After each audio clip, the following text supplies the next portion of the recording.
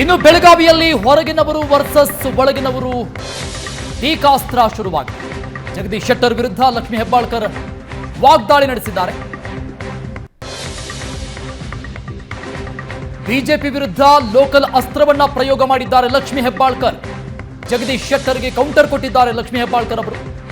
ಬೆಳಗಾವಿ ಕರ್ಮಭೂಮಿ ಅಂದ್ರೆ ನಂಬೋದಕ್ಕೆ ಜನ ಮುಗ್ಧರಲ್ಲ ಅಂತ ವಾಗ್ದಾಳಿ ನಡೆಸಿದ್ದಾರೆ. ಕರ್ಮಭೂಮಿ ಅನ್ನುವ ಶೆಟ್ಟರ್ ಮೊದಲು ಮನೆ ಅಡ್ರೆಸ್ ಹೇಳಲಿ ಅಂತ ಟಾಂಗ್ ಕೊಟ್ಟಿದ್ದಾರೆ. ಹೆಬ್ಬಾಳ್ಕರ್ ಟೀಕೆಗೆ ಬಿಜೆಪಿ ಅಭ್ಯರ್ಥಿ ಜಗದೀಶ್ ಶೆಟ್ಟರ್ ಕೂಡ ತಿರುಗೇಟು ಕೊಟ್ಟಿದ್ದಾರೆ. ಹುಬ್ಬಳ್ಳಿ ನನ್ನ ಜನ್ಮಭೂಮಿ, ಬೆಳಗಾವಿ ನನ್ನ ಕರ್ಮಭೂಮಿ ಅಂತ ಹೇಳಿದ್ದಾರೆ. ಬೆಳಗಾವಿಯಲ್ಲೇ ನಾನು ಮನೆ ಮಾಡ್ತೀನಿ ಅಂತ ಶೆಟ್ಟರ್ ಲಕ್ಷ್ಮೀ ಹೆಬ್ಬಾಳ್ಕರ್ ಅವರ ಮಾತಿಗೆ ಟಾಂಗ್ ಕೊಟ್ಟಿದ್ದಾರೆ.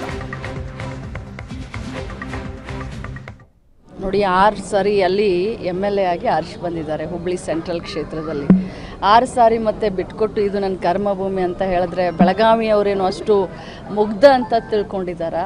ಇವರು ಎಲ್ಲೋ ಬಂದು ಏನೋ ಆಗಿ ನನ್ನ ಕರ್ಮಭೂಮಿ ಇದು ಇವತ್ತಿನಿಂದ ನನ್ನಿದೆ ಅಂತ ಅವ್ರ ಮನೆ ಅಡ್ರೆಸ್ ಕೇಳಿ. ಮೊದಲು ಕರ್ಮಭೂಮಿ ಅನ್ನೋದಕ್ಕೆ ಅವ್ರ ಮನೆ ಅಡ್ರೆಸ್ ಕೇಳಿ, ಎಲ್ಲಿದೆ ಅಡ್ರೆಸ್ಸು, ಆಮೇಲೆ ಕರ್ಮಭೂಮಿ ಅಂತ ಹೇಳಿ.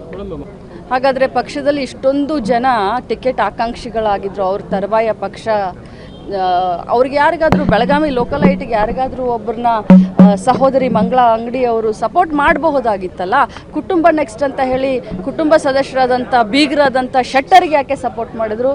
ಅವರ ಪಕ್ಷದಲ್ಲಿ ಎಷ್ಟೋ ಜನ ಆಕಾಂಕ್ಷಿಗಳಿದ್ರಲ್ಲ, ಭಾಳಷ್ಟು ಕೆಲಸನೂ ಮಾಡಿದರು 2 ವರ್ಷದಿಂದ. ಸೊ ಅವ್ರಿಗೆ ಸಪೋರ್ಟ್ ಮಾಡಿದರೆ ಮಂಗಳಾ ಅಂಗಡಿಯವರು ಹೇಳ್ತಾ ಇರೋಂಥ ಮಾತಿಗೆ ನಾನು ಶಬಾಷ್ ಅಂತ ಇದೆ.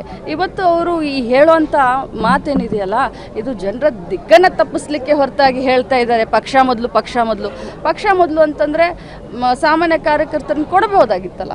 ಸುಮ್ಮನೆ ಇದೆಲ್ಲ ನಾಟಕ. ಬೆಳಗಾವಿ ಸಂಪರ್ಕ ಇಟ್ಕೊಂಡಿದ್ದೀನಿ, ಮುಂದಿನ ಇಟ್ಕೊಂಡಿದ್ದೀನಿ.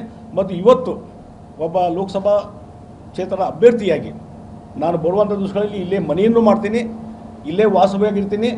ಮತ್ತು ಒಬ್ಬ ಲೋಕಸಭಾ ಸದಸ್ಯರಾಗಿ ಏನೇನು ಕೆಲಸಗಳನ್ನು ಮಾಡಬೇಕು ಈ ಭಾಗದ ಅಭಿವೃದ್ಧಿಗೆ, ಯಾವ ರೀತಿ ದಿವಂಗತ ಸುರೇಶ್ ಅಂಗಡಿಯವರು, ನಮ್ಮ ಬೀಗರವರು ಸುರೇಶ್ ಅಂಗಡಿಯವರು ಜಿಲ್ಲಾಧ್ಯಕ್ಷರಿದ್ದಾಗ ಅವತ್ತಿನಿಂದ ನಮ್ಮ ಸಂಬಂಧ, ಮತ್ತು ಆ ಒಂದು ರೈಲ್ವೆ ಮಿನಿಸ್ಟರ್ ಆದಂಥ ಸಂದರ್ಭದಲ್ಲಿ ಯಾವ ರೀತಿ ಒಂದು ರೈಲ್ವೆ ಒಂದು ವ್ಯವಸ್ಥೆಯಲ್ಲಿ ಬದಲಾವಣೆ ತೊಗೊಂಬಂದರು, ಮತ್ತು ರೈಲ್ವೆ ಸುಧಾರಣೆಗೆ ಈ ಭಾಗದ ಒಂದು ಅಭಿವೃದ್ಧಿಗೆ ಇಲ್ಲಿಂದ ಏನು ಕನೆಕ್ಟಿವಿಟಿ ಸಿಗಬೇಕಾಯಿತು ಆ ಎಲ್ಲ ಕನೆಕ್ಟಿವಿಟಿ ಸಿಗಲಿಕ್ಕೆ ಏನು ಮಾಡಬೇಕು ಅನ್ನೋಂಥದ್ದು ಪ್ರಯತ್ನ ಅವ್ರು ಮಾಡಿದರು.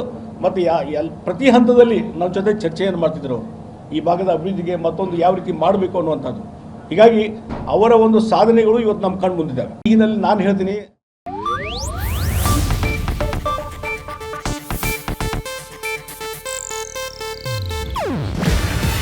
ಇದು ಏಷ್ಯಾನೆಟ್ ನ್ಯೂಸ್ ನೆಟ್ವರ್ಕ್ ಪ್ರಸ್ತುತಿ.